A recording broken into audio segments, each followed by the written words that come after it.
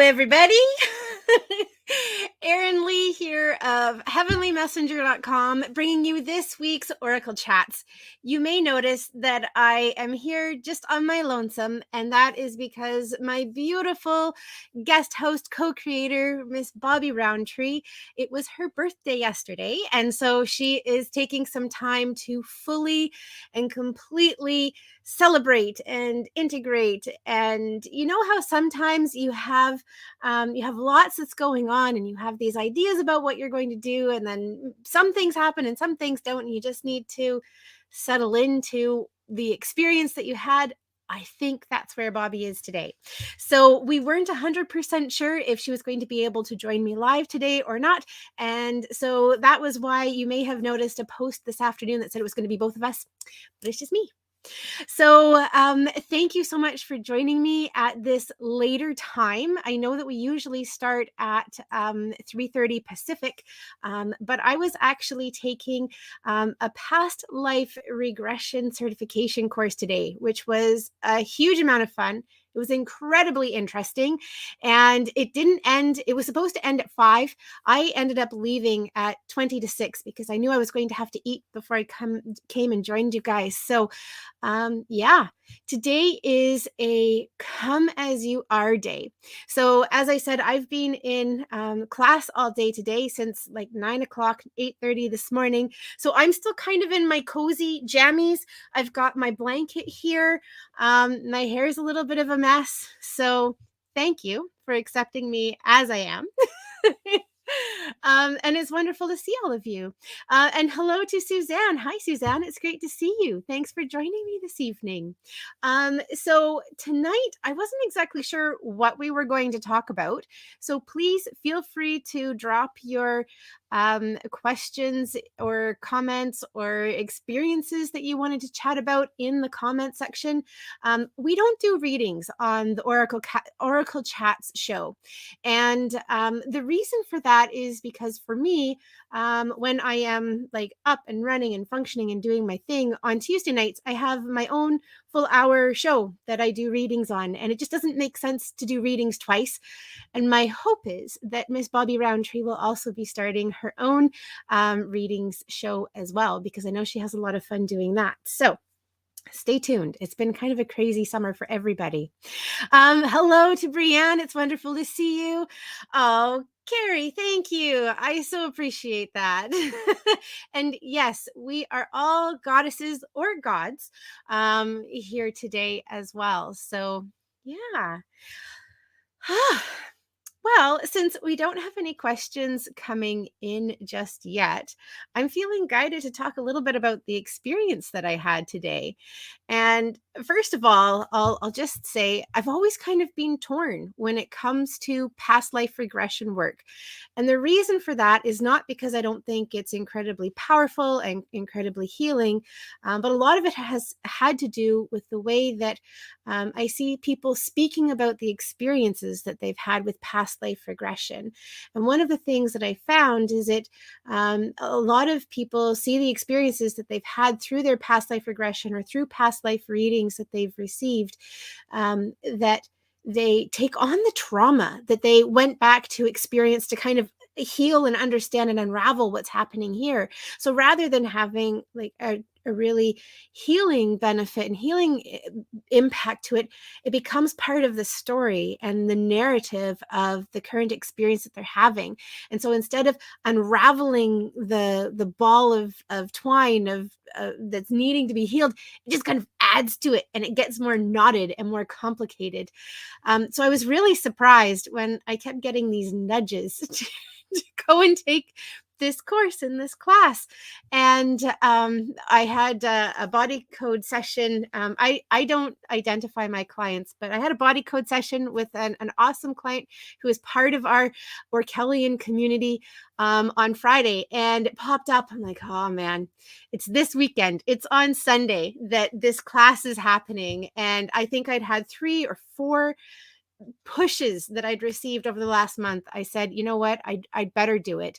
So that was what took me to the class today. And I have to say, I'm incredibly glad that I did, because one of the things that it gave me was it gave me a new framework for working with people and connecting with people. And it really showed me how we can use the healing from past life regression work to really help release things that are happening in our current time.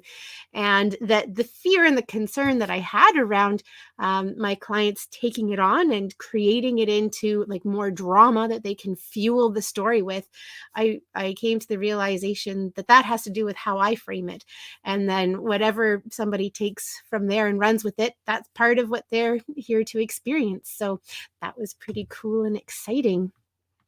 And Brienne's saying, Brienne's saying that she is super interested in past lives. Yeah, I have a renewed interest in past life as well. And Miss Bobbi Roundtree is joining us. Hi, Bobbi. And she's asking if I saw us in a past life. And you know what? I didn't specifically see actually anybody that I knew in the past life, that the past life experiences that I had. But it was certainly really interesting, and it brought a couple of things up. So you know what, I'm going to and hello to Sarah. Sarah's just joined us. It's great to see you. So has anybody here had their own past life experience? If you have and you want to share it, drop it into the comments. I think that's a really cool thing to talk about. And I'll start actually with the very first past life experience that I had. I was about 14 years old, and I had this spontaneous experience where this woman, who I later came to realize was me in a past life, and she came through as a couple of years older than I was, and she showed me lots of different things. I'm not exactly sure of the time. I would have guessed based on like how I was dressed, 1400s, and somewhere in the UK. So I'm not sure if it was like Wales or Ireland or England. But the thing that I saw was the big cliffs and the crashing waves. So it was on the ocean. And yeah, I saw lots of different pieces of the life that she lived, different things that were happening in this particular lifetime. She or I was doing things with like herbs and stuff, and a whole pile of things. But the interesting thing to me was that she continued to come back through different times in my life. And whenever she came back in, like I'd have an experience with her again, she was always a bit older. She was always about the same age that I was. And it was really interesting because a lot of the experiences that we were going through, even though we were, I mean, almost 1,000 years apart, a lot of the themes were the same, were really similar. And I realized that I hadn't seen her in a couple of years, and it kind of made me wonder, well, maybe, you know, in that lifetime, maybe she didn't live past 40, and that was kind of it. Or maybe I'll have an experience with her later when it's closer to my time to pass. So it's really kind of interesting. And Carrie says here, it was mentioned to me I was a Polynesian male. I do love the islands. Oh, that's really cool. Yeah, I mean, one of the things that we talked about today is that often the past lives that we experience, it's we often have experiences in different cultures. So like for me, I was Canadian born, but very close to me is my European, particularly in the UK, that heritage. And so it would be highly unlikely, though not impossible, for me to have had an experience within like the last couple of lifetimes in that same role. Because part of the reason that our soul comes to the earth is to have different experiences. And certainly the experience that Carrie has as a woman living in Canada would be very different from the experience that she likely had, her soul likely had, as a Polynesian male. So it's really interesting to see how that can have an effect and an impact. Hello to Ruth. I'm so glad that you joined us. Thank you for popping on this evening. So what about anybody else? Does anybody else have any past life experiences that they've had? Oh, Brienne, your comment just came in. Let me see. So Okay, so Brianne's saying in one of my readings, I had questions about my youngest child, some very creepy behaviors, and thinking he was a serial killer in a past life. But apparently, our spirits had crossed paths in a previous life. I was the caretaker of this child, whom lived with their parent in a surgery house. Oh, cool. He was just small and used to enjoy watching people have these painful surgeries performed. Oh, that's really, really interesting. And it's interesting on lots of different levels. One, that often the people who are significant to us in this life, so a child would certainly be one of those people who is usually significant in a lifetime. Usually we will have had either previous lifetimes with each other or previous experiences with each other in different lifetimes. And I'm going back to Bobbi's comment earlier there. I didn't necessarily see us in a lifetime, but you better believe we were definitely part of one. um and yeah, one of the things that can happen, and part of the benefits of working with healing past lives, is the energies that are unresolved from a life that our soul has experienced can come and thread into experiences that we have in this life. And one of the interesting examples that was given by my teacher today was that he had had a reading with a woman who identified herself as having been older, because she talked about she's not as young as she used to be. And the reason that she was coming to talk to him was because she had a hard time finding a mate and a partner in this life, and that was what she really wanted, was to experience relationship and partnership. And it wasn't that she hadn't been in relationships, but they just never worked out. And when he went and checked in on a past life level to see what was happening for her, he saw that she had lost her partner in a previous life, and that man, she was a woman in the past life, and that man was her world, and that was something that she never healed and never resolved. And so there was still a lot of pain with that, and each time in this life she went into a new relationship and a new beginning, then that old hurt and that old trauma would come up, and she would be the one who would end the relationship because it had such a significant impact. So it was really interesting to see what was coming through. And just popping back to what Brianne is saying is um, um, um, um, um, um, about her youngest child, is that that's something that could have carried forward, but that it's something where healing can happen. Like, healing can go back to that child in that lifetime so that it doesn't come forward and have an impact on your child now. Awesome. Let me see. Pat saying, darn, missed the beginning again. That's okay. It's always available to watch it again, but we're glad that you're here. Pat saying, missed the, oh, yes. I've already said that part. I think I know one of my past lives from a period in my life when I was very ill and I was slipping between worlds. Oh, wow. I saw this person who I knew was me. Do you see me as this person? And she's saying that she doesn't want to give any more detail. Well, we're not doing like specific readings today, but what I can say was that how do I say this? When I first started having past life experiences, it took me a little time as well to identify that the person that I was seeing was me, because it was something that happened spontaneously. Like, at that point, I didn't have any intention to see or to experience past lives. I mean, I was 14, although I had, like, an idea about it. The type of information that's so readily available to us today wasn't available to me at that time, and so it was, as I said, completely spontaneous. And what you're saying sounds like it was spontaneous as well.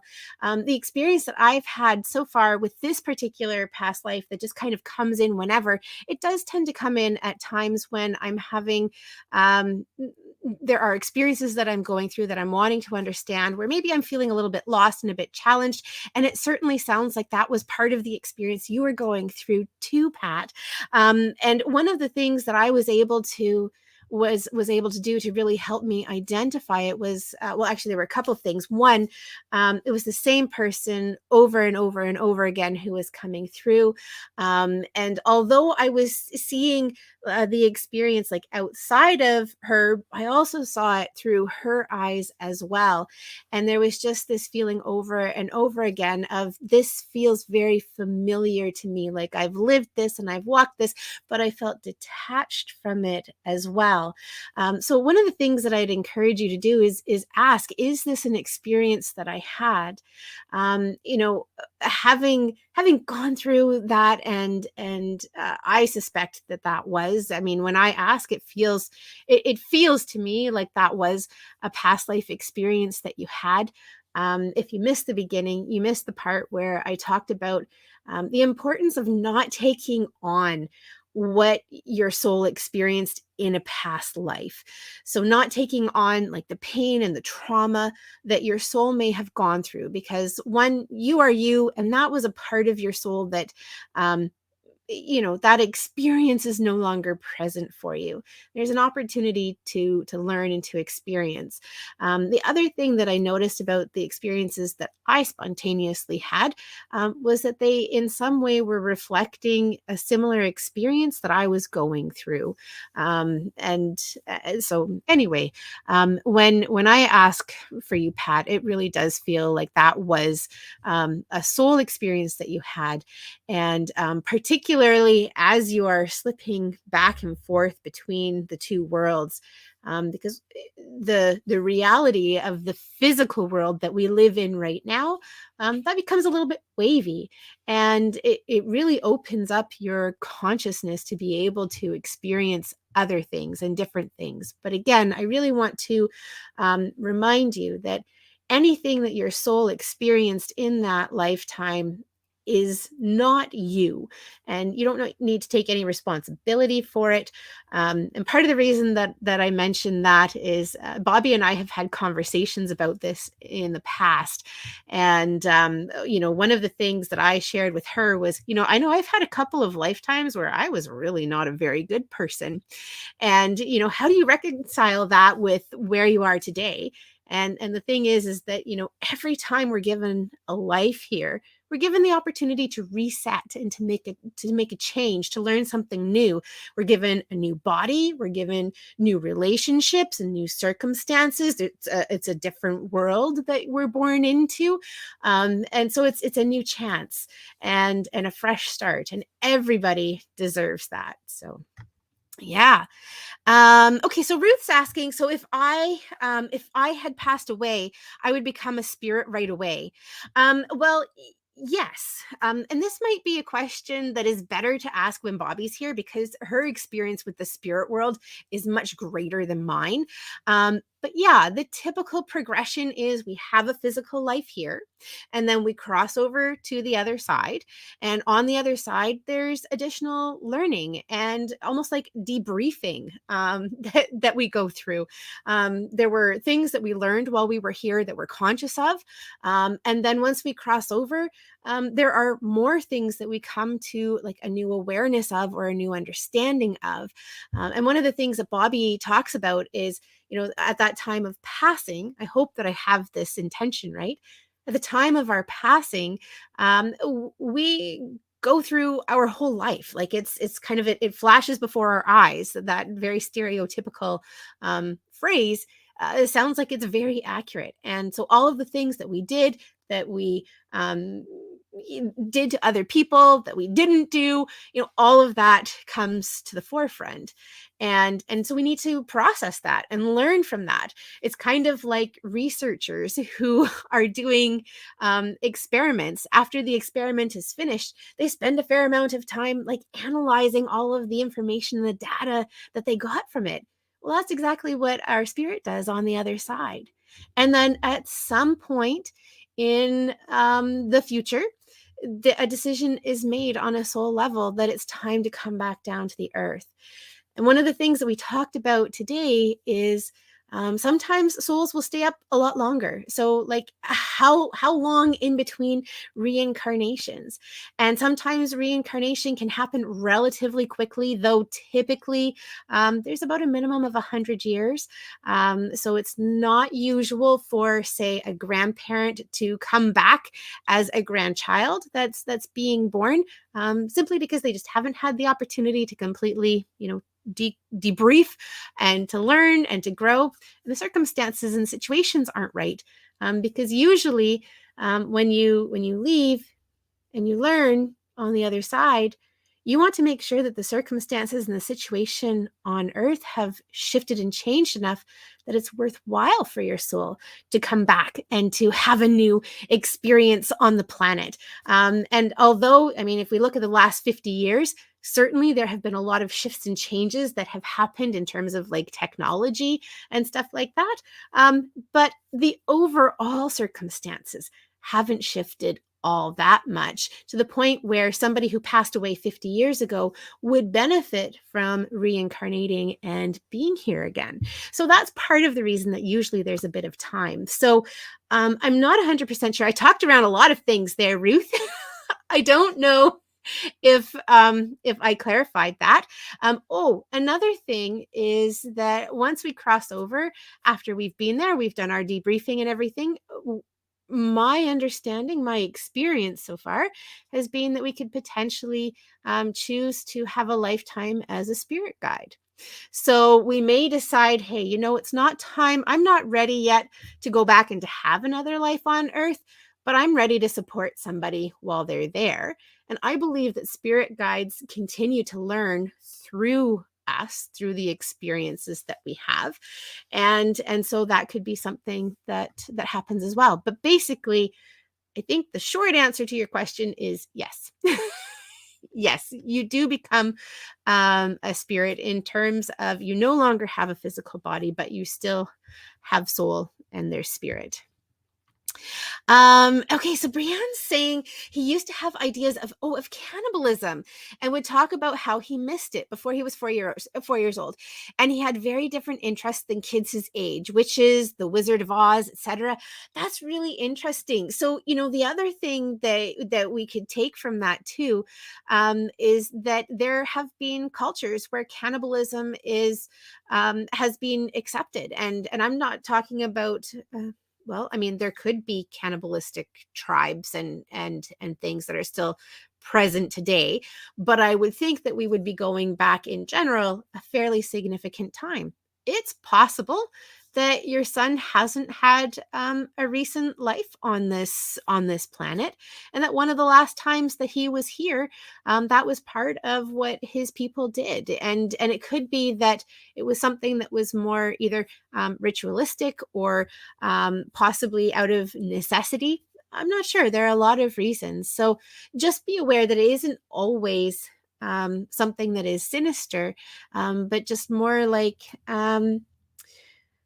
perhaps, as I talked about earlier, my family is Canadian, but like a very strong UK descent.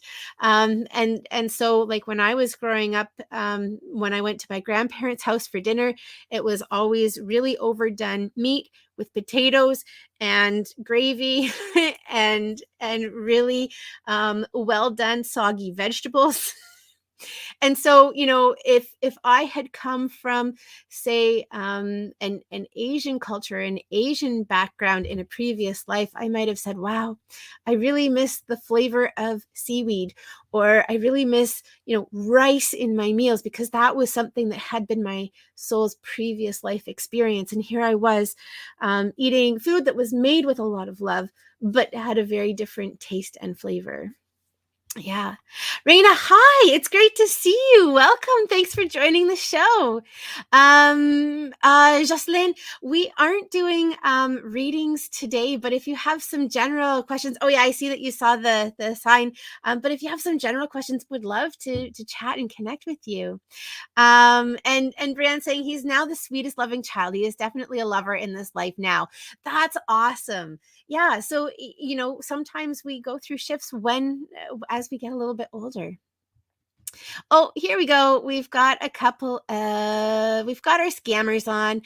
So I see that this person has already messaged Raina. Raina, my apologies. We do get the spammers on. I've just blocked them, but I apologize if they've connected with anybody else. At the end of the show today, I found that this has been happening a lot on my page. Sometimes the reading spammers will come on and they will message people directly through their private messages, or they'll go on to their public profile pages and they'll send them messages. If that becomes a problem for you, first of all, my apologies, and I apologize on Bobbi's behalf as well if you're joining us through her social media as well. One of the things that I have said is you are more than welcome to go through and delete the comments that you've made, because we do keep this public for people later. And we are looking at different ways to connect with you guys so that we aren't in such a public forum where the reading spammers pop on. So anyway, enough about them. Let me see. Sarah saying, in a past life reading, I had talked about certain struggles I had in those times. Found it interesting that my current life mirrored it. Yeah, absolutely. That was exactly the experience that I was having. And, if I look from a healing perspective, because for me, that's always my purpose and my intention when I connect with clients or with myself, is I want to promote healing. Um, Going to a past life where you're experiencing something similar, or where you've experienced similar types of struggles, makes a lot of sense, because there could be something that you can learn from it, or B, that there could still be like a cord and an attachment to that time that your soul is identifying and saying, hey, we're ready to let go of this. And so cord cuttings can be a really powerful tool that a person can use. One of the things that we talked about in the class, because I'm super excited about it, was if you identify that something that you are going through is something that's a holdover or a carryover from a previous lifetime. And some of those things could be things like, in previous lifetimes, you may have had taken a vow of poverty, or you may have intentionally shut down your gifts. So like your psychic and intuitive abilities, because, we certainly have a lot of history when people were persecuted and literally killed and tortured for that ability. And so if you had those abilities that were open and that you were aware of them, you may have intentionally shut them down in order to keep yourself safe or to keep other people safe. Like, say, for example, you were a parent and there was a possibility that you were going to be persecuted or prosecuted and killed because of that. But then does the question go to your children? Are they then the children of witches? What's that going to do for their lifetime? So there are a lot of things that can have an impact on us today. And if you come to the awareness that that is something that is happening, one of the things you can do is you can do cord cuttings, and you can identify in your body where you're feeling that cord. So a cord is an invisible energetic bond, or like a string that is holding us or tying us to a person, situation, event, or place, that is either holding us down, it's drawing us back, it is sending negative energy to us, or it's taking positive energy from us, or it's keeping us in a pattern over and over again. And we can ask that that cord be fully and completely released. So I have identified that in at least one previous lifetime, I have taken a vow of poverty. What I can say is I fully and completely cut and sever any vows of poverty I may have made in previous lifetimes, now and through all directions of space and time, because there would have been a reason for it at that time for me to take it. But I don't live in that world anymore. That's not the experience that my soul is having. It's not the experience that it came here to have. And so it no longer serves my best and highest good on a soul level to continue to go through that experience. So I can cut that and sever that. And that's true of things around romance or around family relationships or friendship relationships. It can be around your psychic and intuitive abilities. So again, like if you find that you're going through the same thing over and over again and nothing is working, ask, is this something from a past life that I can release and let go of? Lisa, hi, thanks for joining us. It's wonderful to see you today. And Ruth is saying, this is going back to the comment that she made about becoming a spirit right away. And she's saying, I thought it would come back and haunt somebody. And she did LOL, I'm joking, but Ruth, I'm not 100% sure you are joking. I know of people, I'm not going to name any names, Bobbi, who has already talked about intentionally going back and haunting people. So I'm sure that none of us would ever do that because we are positive, loving beings of light. Brianna, hi, it's so good to see you. Brianna is in Bali right now having an amazing experience. Let me see. Oh, sweetheart, we aren't doing readings today, but it looks like you have been bitten by the travel bug. She's saying that she's in Bali. Where do we see the next adventure? Egypt, but also feeling somewhere else. And so, if you have a question like that, I mean, the fact that you're already feeling Egypt, that feels like that's a pretty wonderful place to go next. And kind of, yeah, I'm not going to go into that story. It's a little long and convoluted and doesn't directly speak to what you've been asking about. But when it comes to travel, wherever your heart is being called is a really great place to go. Okay, so Pat's saying, you talk about the review of the life, but do those passing feel the pain, damage they have inflicted on others, or is it just a blip for them? And she's saying, I'm not talking about my deceased child. That is a really great question. And I'm not 100% sure that I'm completely qualified to answer it. And the reason I say that is because that isn't where the majority of my experience is, because mediumship is only a small part of the work that I do. Pat, I'd kind of like to put your question on hold until Bobbi comes back. I'm pretty sure that we're going to be live together, the two of us, and I feel like she would have way more experience and expertise in answering that. What I have seen is that when they cross over, there is an experience of the things that have happened and that they've done, but I also see that it bypasses pretty quickly.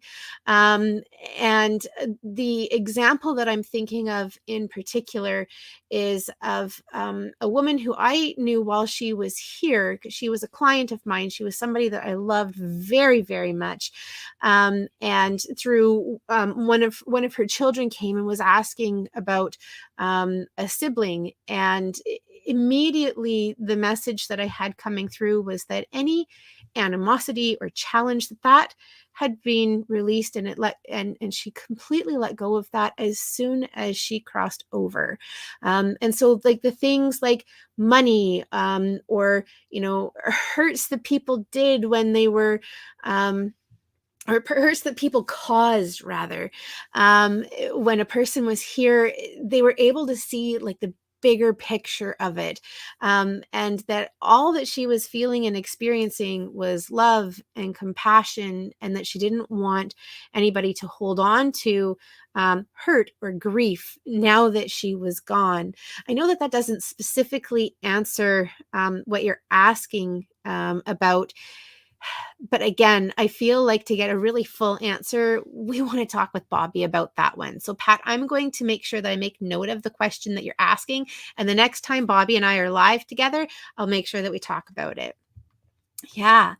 Cassandra, hello. It's wonderful to see you. Thank you for all of the love and the positive energy. I am sending love and positive energy right back to you. And you know what? That reminds me, I'd like to take a moment to just thank each and every one of you for being here, for being part of our community.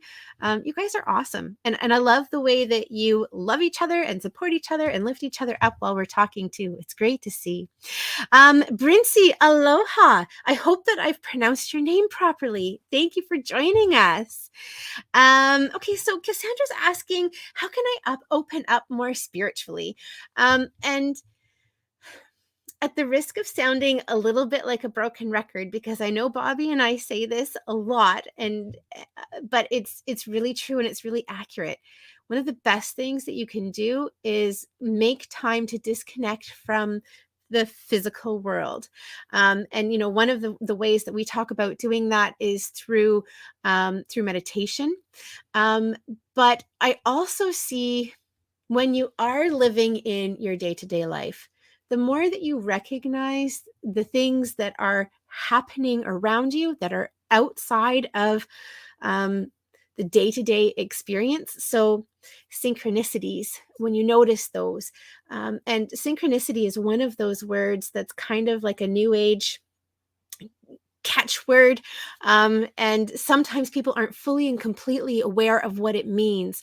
So a synchronicity is when something happens outside of yourself that you have no control over, but that has meaning and significance to you.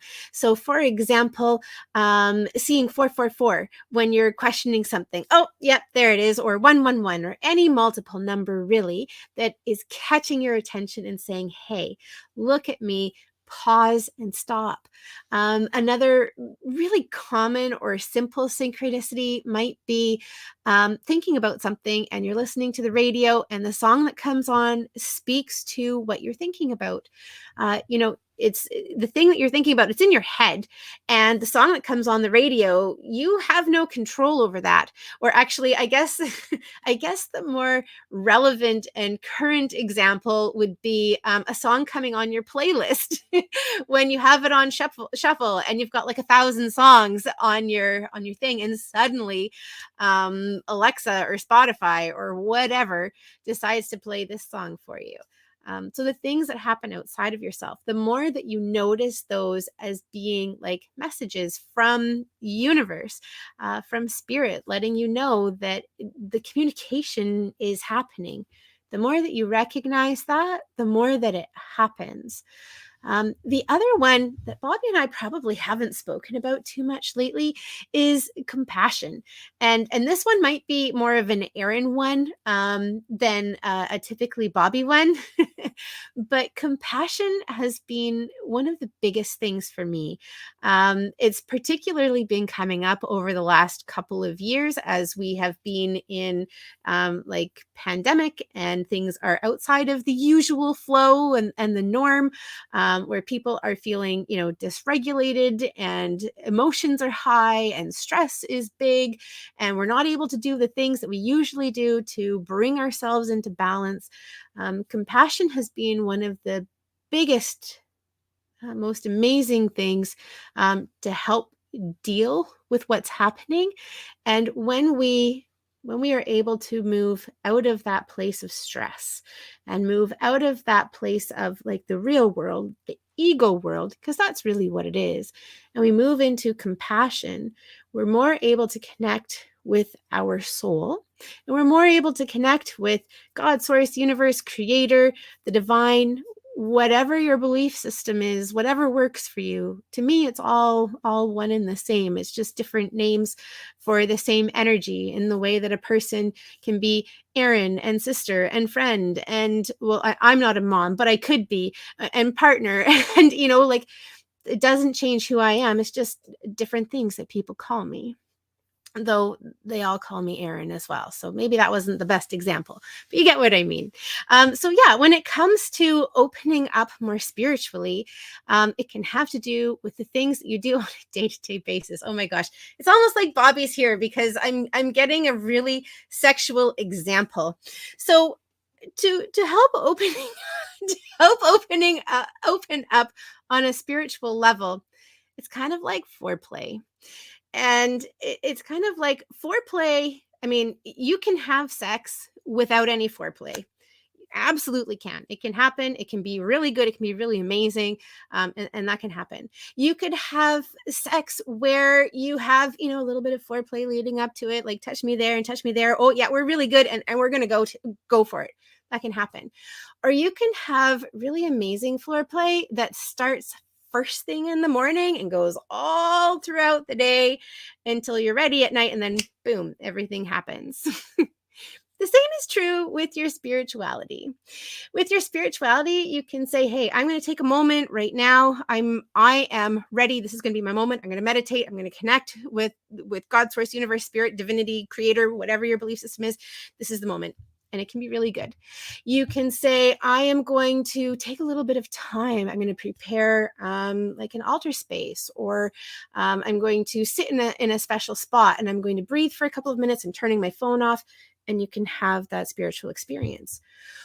Or you can wake up in the morning and every experience that you have can be a moment of spirituality, of connection. You can wake up in the morning and you can breathe. And before you start scrolling on your phone, or before you start interacting with your kids or your partner, you can say, I'm going to take a couple of breaths for myself, and I'm going to invite angels, God, source, universe into my day today. And when I go to make my breakfast in the morning, I am going to infuse it with the love of being connected with God, source, and universe. And when I consume it, I am going to focus on the fact that I'm nourishing my physical body, that is housing my spirit, that's allowing me to connect and interact. And everything that I see can be, I can come into the amazingness of all of the things that have lined up for this moment to happen. So maybe I'm sitting and I'm eating my breakfast. If you drink coffee, maybe you're drinking your coffee and you look out the window and there's a little hummingbird that's eating at the feeder there. And you can take a moment and say, wow, look at that beautiful creation of our universe and the way that its wings flap. And isn't it amazing that I was able to put sugar and some water together and gave sustenance to this little bird that's then going to go off and have these other experiences because of what I did. So those are just little examples of how you can incorporate more spiritual experiences into your day. And Bobbi's going to be really disappointed that we started talking about sex and spirituality and she wasn't here for it. Ruth, I'm so glad that you joined us. I'm looking forward to connecting with you next time too. And Sarah's saying, oh, she really needs to hear about the cord cutting. Oh no, you feel like you really needed to hear. Good. So what you've gotten, I'm hoping was good. But if you've just joined us, and because the comment is there, I'm going to quickly go through it again. So cords are energetic bonds that we form to people, place, things, situations, events. And the way that I like to describe them is it's that friend who you love and you see their call is coming up on caller ID. Again, some of my references are a little dated. And as much as you love them, you know that if you pick up the phone, that it's going to be all about them. It's going to be incredibly draining. You're not exactly sure how you're going to get off the phone. And even though you went into the conversation feeling great, you know, at the end of it, you're going to feel depleted. That's basically the energy that that cords have, is they either pull positive energy from us or they send negative energy to us. And if you'd like to go through and do your own cord cutting, there are a couple of things that I like to do with it. First of all, I mean, you can say, I fully and completely release any cords. That can be really beneficial.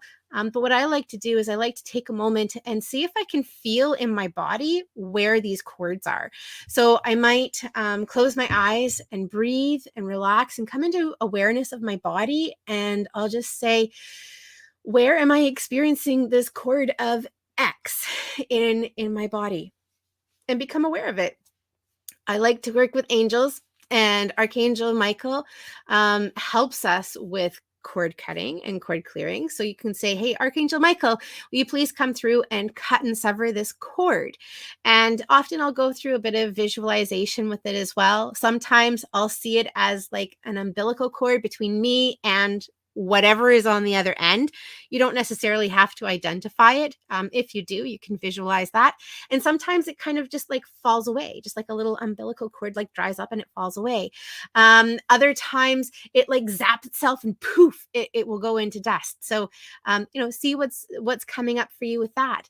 And then the other thing that I find really helpful, and it's kind of important, is I like to heal the area where the cord was connected to me. So you can't see me rubbing my stomach. So let's say that I've got a cord, or I had a cord that was right here, and Archangel Michael helped me to cut it. Then what I'm going to do is I'm going to send love and healing. I'm going to call on Archangel Raphael because he is the healing angel, and I'm going to ask them to heal this here. Because if I was the one who created the cord to this person, place, thing, situation, or event, then this is kind of like a pacifier. Like this was an area where I needed some help and love and healing. And instead of doing that on an unconscious level, I formed a cord to something. Or alternatively, that something formed a cord to me. And so there was the foundation of it is healing. There was a need for healing. It wasn't there. And so either I reached out or somebody else reached out, and it's like, this, you are my lifeline. I am going to take from you what I need to support myself. So regardless of why it formed, always there is need for healing. So send healing to it. And what that does is it sends healing to you. And I always send it to wherever the other end of the cord was. So if it's to another person, I send healing to that person. If it's a situation or another lifetime, I send healing to that, because I don't want that to reform. Sometimes the patterns are really well established, and sometimes you have to go through and cut the cords more and more and more because there's more healing that's needed. There are other healing things you can do, but just in general, sometimes you need to go through and cut it.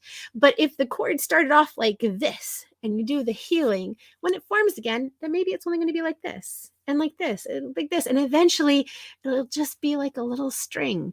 It'll be just, like a little tea bag string, and it'll be done. So there are lots of things that you can do with that, lots of ways that you can use it. But yeah, it's pretty powerful. Love Miss, I'm assuming, sorry, Miss. Love Raven is saying, I told my fairy it would be a hair tossle when I visit. So kind of like this. I love that. That's awesome. Yes. So Sarah's asking, can those cords cause energy disturbances? Yes, absolutely. It can block things. It can, I wonder, Sarah, I'm going to ask you if you want to clarify exactly what you mean by energy disturbance, like interference in like the flow of energy, because it can definitely do that. It can prevent us from new situations. And the way that I'm seeing it to describe it to you is, say you're walking along and suddenly there's a string that appears at ankle height, and then you trip over it because you don't see it. That's one of the ways that a cord can have an impact. And that's just like a metaphor. I don't think I've ever seen energetic cords in that way. Maybe they do form that way, but I think that was just a metaphor to explain what was happening. Yeah, Pat, you are absolutely welcome. Pat just said that she appreciates my honesty, and I'm assuming that that's going back to and referring to not wanting to take on the question that she had asked because I don't have the experience. You know what? It's one of those things. I think it's really important to be able to recognize that, one, you don't know everything, and two, it's helpful to go to somebody who really does know. And I'm going to admit to you, I have had in the past experiences with being a little bit of a know-it-all, only because I research things and when I know something, but I don't know that. So Mary's saying, every time I'm sad, I hear songs that are like messages. Yeah, absolutely. I do too. And it really helps to lift you up, doesn't it?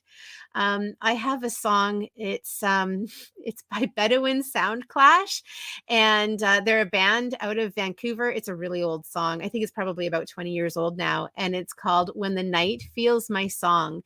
and it will come on very randomly because it's such an old song. And anytime it comes on, it is always something.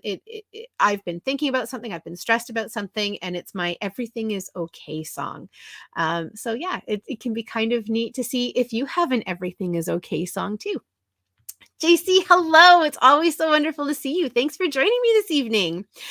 Um, okay. Boiling and or blessings water help.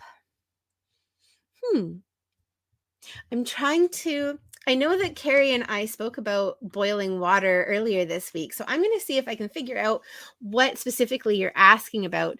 Um, okay. So part of what I'm hearing has to do with like the purity of water and consuming water, and which should you do, boiling water or blessing the water? Um, that's a really good question. I mean, unless there is something in the water physically that you're wanting to get rid of, like a pathogen, or I'm hearing like burning off a chemical or something like that. Unless that is the purpose of boiling the water, sometimes we have turbidity in our water, in our water system, I should say, and it means that there's like bacteria and stuff, and you should boil it. That would be the only time that I would suggest boiling water in the Comox Valley, because overall we have really good water, and that's true of most of Vancouver Island, and I believe much of BC as well. Um, Otherwise, for me, the more that water is living, the more in harmony it is, for our bodies, and to help raise our energy and vibration, provided that your drinking water is safe to drink and consume. I lean more towards blessing water. There are a lot of different ways that you can do that. I know that Carrie has some really awesome charging plates where you could put water on top of the plate and it will charge the water. I've charged the water with crystals, and in the full moon energy, which is actually incredibly powerful. You can put stickers on your water bottle or your water container, with words. Dr. Emoto. I am 99% positive that that was his last name. It did many experiments on the power of words and energy with water. And if you Google his name and water, you will see the different experiments that he ran, like exposing water to classical music and compared to exposing it to like heavy metal or death metal, and you can see the energy, the formation of the water molecules, how different they are depending on what they have been exposed to. So my preference is always to bless over boiling, as long as there isn't a physical like pathogen that's present in the water that needs to be addressed, in which case boil or otherwise filter would be definitely the way to go. Yeah. Let me see. Oh, yes. And Sarah's saying cord cutting and Reiki sounds like a great combination. Yes, it absolutely is. I mean, cord cutting, there's so much opportunity for healing with that. And I mean, I love Reiki. It is a wonderful energy healing modality. And, I believe that everybody should learn at least their basic Reiki to learn how to channel energy so that you can offer healing to yourself and to loved ones. And it's a really great way to be able to like raise or speed up your energy and vibration. It just helps with your body's physical healing abilities too. Yeah. Okay, so Marie, you have a great question. How do you keep from feeling guilty about cutting the cords? So the way that I see it is that if it's no longer serving you, then it's no longer serving the other person either. So let's say, I think probably one of the things that might make a person feel guilty is if somebody has reached out to me and they've extended a cord to me because they're needing help and support for something, and they're draining energy from me. I am not a sustainable source of energy for that person to get help and support from. And that's kind of the way that I see it. My supply is very finite, where supply from, say, God, source, universe, that is infinite. So, do I want to have somebody plugging in to me when they could be plugging into a source that is far greater than me? Um, what what it does is it depletes your energy, and it can deplete your energy to the point where you are no longer able to function and support the people that you love and support. And so it really is kind of like that analogy where you need to put your oxygen mask on first before you can help anybody else, because if you pass out, not only are you no good to the people that you need to help and support, but then somebody needs to come and help and support you. So, from that perspective, that would be how I would start approaching getting over guilt. The other, and this can be a more difficult aspect to look at, the other aspect could be looking at why I might need to be able to be there for everybody. And to see if there's something else that's going on there that's saying, Erin, instead of like dealing with yourself and supporting yourself, why are you allowing yourself to be depleted to give to everybody else? Because there could be like a people pleasing energy that's coming up under that. And, one of the things that can happen is a codependency as well, that as much as that person needs me, I need them. And so a question to ask might be, is there something inside of me that needs to be needed? And if the answer is yes, I'm not doing a reading right now for you, Marie, but it's just popping up as being something to ask about. Is there something in me that needs that person to need me? And one of the things that you can do is say, hey, you know what? I really want to see the people around me thrive. And when they thrive, then I can thrive too. And it helps to lift both of us up. So severing a cord and letting go of a cord doesn't mean that you're letting go of a person or a relationship necessarily. It just means that you no longer want to be drained in order to support them, that there are other ways that that person can receive that support and that healing. And that's part of the reason when I cut cords, that I make sure that I send healing to the other end of it, because whoever or whatever is on the other end of it, there's some sort of healing that's needed. Even if it was me on a subconscious level that was sending that cord out and was pulling energy from somebody, the fact that I've been pulling energy from somebody, that's depleted them and drained them. And my goodness, I am sorry for that. So let me send you some love and some healing and some apology. It's kind of like, I gave you my cold. Here, I'm going to bring you some chicken noodle soup. I hope you feel better soon. I didn't mean to share my germs. And so, see it as being an opportunity for both of you to do better and both of you to be better. I hope that answered your question, Marie. I don't think I've ever had anybody ask that before, and I just have to say how much I appreciate the fact that you are considering the needs of others. When it comes to cord cutting, it is coming down to me first. I need to take care of me so I can continue to take care of other people. Yeah. And Sarah's saying, yes, like blockages. Absolutely. And Shannon, it's so funny because we just talked about basically the same question. I think Cassandra asked it, but let me see what you've got here. Shannon's asking, how can I be more spiritual?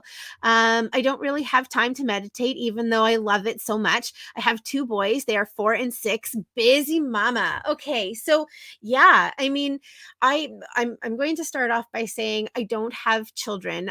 I did have my ex-boyfriend had a 3-year-old son who lived with us for a year while we were together. So I have a bit of an idea.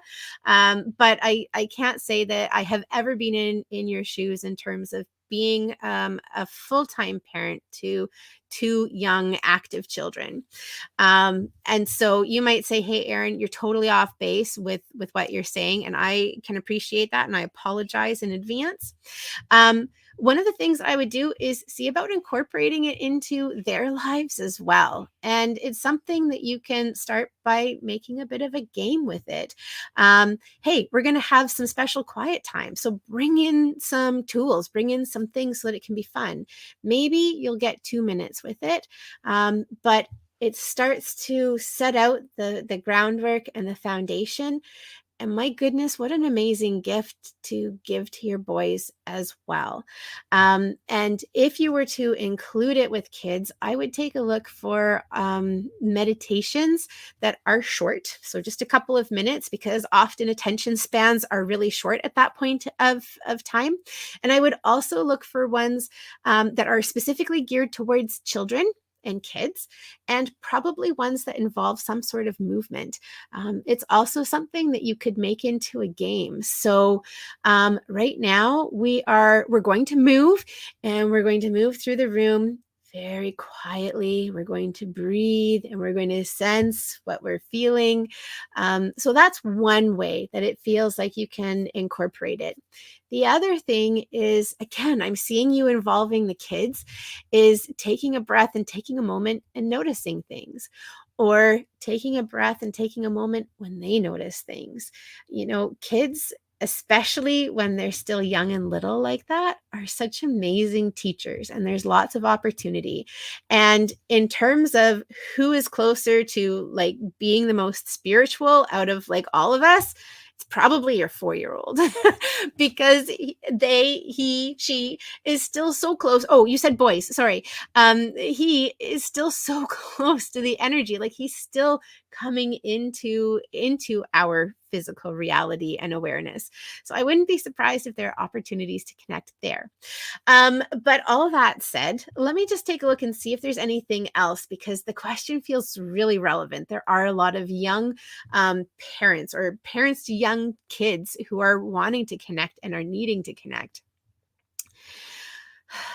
It feels like what you're doing is you're doing little mini times. And it's a whole pile of them throughout the day. And literally it is like 1 or 2 breaths. Life is feeling really big and chaotic. I need a breath. I need a break. Angels, please help me. And I'm seeing the calm coming down over you and feeling and experiencing that spiritual connection. The other thing that I have popping up is when you do have time, and this might be something you do at night before you go to bed as part of your unwinding, is I am seeing you connecting with your soul within yourself that goes up and connects with God, source, universe, the energy where we are all one, and we're all supported and we're all connected. And it feels like part of what you do is you intentionally bring that experience down into your physical body. And you ask that at any time you can easily go back to that, even if it's just for a moment. And like the way that I'm seeing this, maybe all moms don't do this, but I know for sure my mom did this. Sneaking out of the room, grabbing a treat out of the cupboard, quickly eating it behind the refrigerator door so nobody can see you. Like it feels like that's part of what you're doing, is you are literally taking moments out of the day. And the thing is that God, source, angels, universe, divine, creator, whatever your belief system is, they're wanting to connect with you. And so they're going to help and support you. They're not just going to sit there and say, hey, well, I'm sorry, Shannon, you didn't have a full 15 minutes to meditate with us, so we're not going to talk to you. They're going to say, wow, Shannon, that's amazing. You had 30 seconds that you were able to take out of your whole day that has been so incredibly busy and chaotic and crazy. Thank you for taking this time. And the more that you're able to take 30 seconds here and 30 seconds there, the easier it's going to be. And I suspect that it's also going to shift the way that you're interacting with your kids and open them up to more experiences. Because kids are like sponges. They learn from us. They take their cues from us. So the more that you're incorporating it into your speech, into your routine, the more that they're going to pick up on it, and the more that you're going to be able to create time within the day when you're spending with them with pursuing this. Shannon, that is such a wonderful question. Again, I kind of feel like Bobbi would have more insight because she definitely had, she had three very active children who were very young as she was starting doing her work. So I think we should bring that one to Bobbi next week as well. But thank you so much for asking. And I hope that there was something of value and benefit in it for you. Let me see. So Pat, that's a really great question. Pat's saying, are we not allowed to leave this world until we deal or face with our life issues? And yes, on the one hand, that is absolutely true. On the other hand, um, it's kind of like a Roomba. So the Roomba is that little vacuum cleaner that goes around on its own. And that's the kind of the whole point of it, is that like it bounces off of a side and then it goes to the next place and it bounces off of that and it just kind of keeps redirecting itself. Sometimes those little Roombas can get themselves in a corner and you have to physically go and lift and move them and put them into a new path and a new direction. If in this lifetime you keep hitting it over and over and over and over again, and it's not shifting and it's not changing, and like you're just not getting it, it is possible to leave this world with unresolved issues. We also have free will. And so let's say I came down to earth and I can't even think of an example. And let's say that I wanted to learn the lesson of forgiveness. I could choose, instead of learning to forgive, I could choose to just go off and say, hey, screw it. I'm just going to be angry and everything's going to be everybody else's fault. And I'm just going to go around with a chip on my shoulder. And I could choose to live my life that way, which would mean that I would not have learned the lesson that I came here to learn. And so, yes, the ideal is that we would learn that lesson. We would learn all of our lessons before we leave. But sometimes free will, or just like not being open to learn, will keep us in holding patterns. And at some point, the soul says, hey, it's just not working. She's not learning. There's no point in continuing to do this. I'm going to pull you out, and you'll have another chance at another time. In that way, it's kind of like the universe being the coach of like a hockey team. And you can see maybe your player over there, they're really tired. They need to pick up their socks. They're just not doing it. You're like, hey, I'm going to pull you out. I'm going to put Joe in instead. So that can definitely happen. So that's how we can have unresolved issues from this lifetime. Yeah. Okay, so Sarah said, I did a tarot reading for myself for guidance and a sense of support. Awesome. And the cards I pulled were so perfect. Such great insight to my current situations. That's awesome. Tarot cards are such a wonderful tool. And it can be a really great way to, get some insight, but it can also be a great way to disconnect from what's happening in day-to-day life and take a moment to connect with God, source, universe, spirit, angels, whoever you want to connect with. And that was one of the ways that I really got going too, was no, I don't have them handy. I was working in a job that I loved and hated. It drained me, even though I enjoyed so many parts of what I was doing. And I started shuffling angel cards. And that would be the way that I would segue coming home at night after feeling like stressed and burnt out and exhausted and just not wanting to do it. And like, why? And I'd spend about 45 minutes or an hour every night, and I would be pulling cards for myself.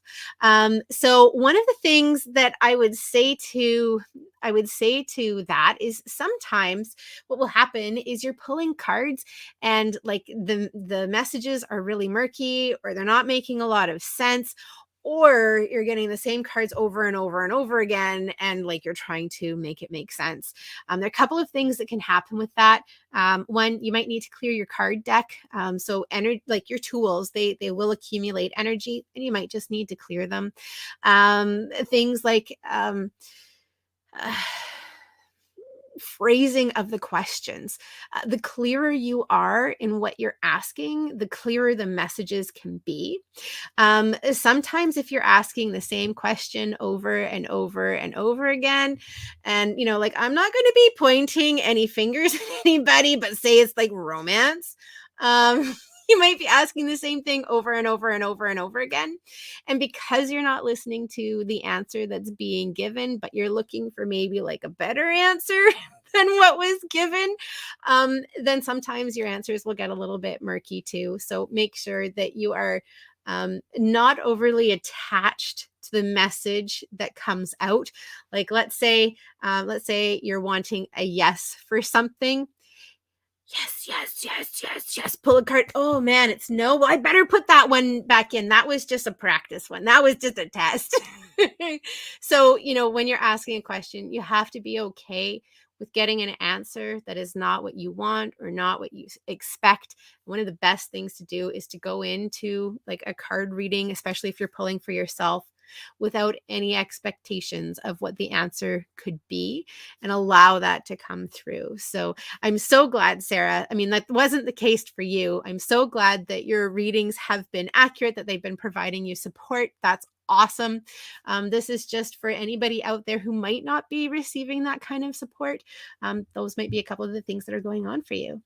Chrissy, hi. It's great to see you. Natasha, I'm sorry, we're not doing any readings today. We're just doing general chatting today. Yeah. Let me see. And Natasha's saying that she needs someone to shuffle angel cards for you. My hope is that you find somebody.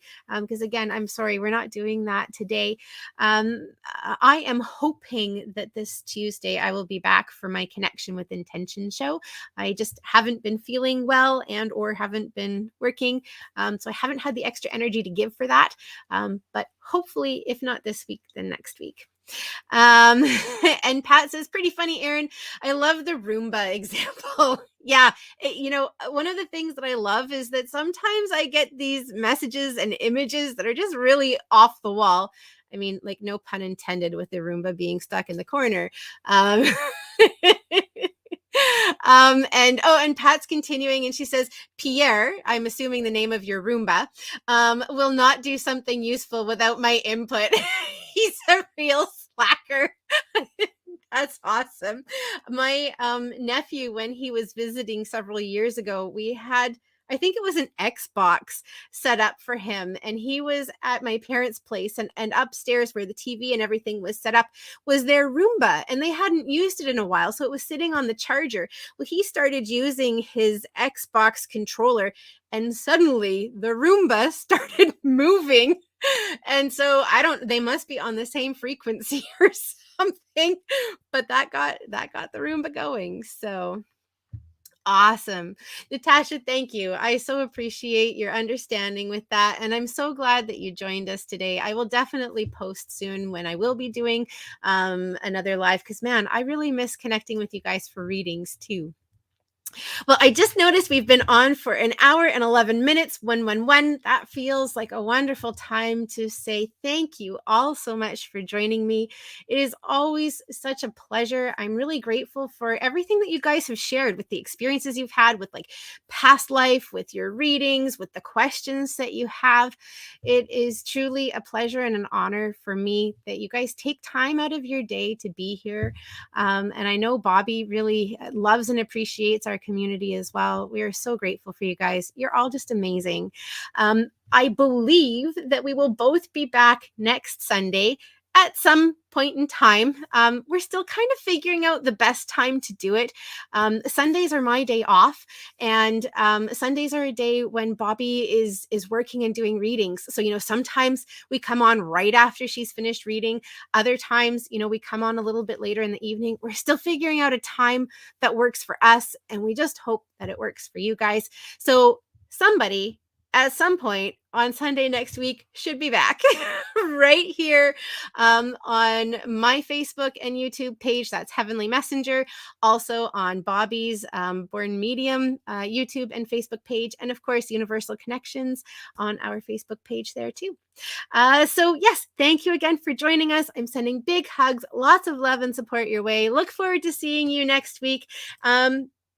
I was going to say at the same time, the same channel, but that's not true. We've already gone over that. So have a wonderful week. I love you. We'll see you